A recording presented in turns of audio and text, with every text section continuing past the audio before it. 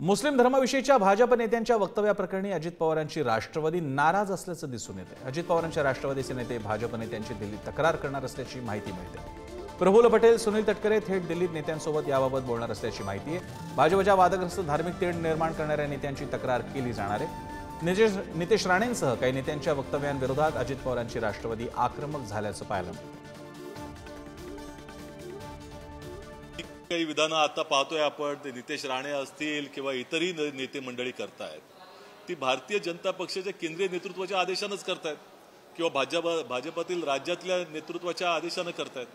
आणि जर भारतीय जनता पक्षाच्या नेत्यांना इच्छा असती तर त्यांनी 2 मिनिटांमध्ये ती थांबवली असती।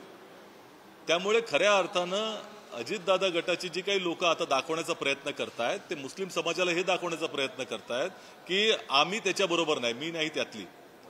त्यामुळे हे सगळं जे काही थोतांड आहे हे लोकांच्या समोर आहे। लोक काही त्या ठिकाणी, जनता ही मूर्ख नाही आहे। अजितदादा पवार गटाचे नेते दिल्लीत तक्रार करणार आहेत असं कळतं।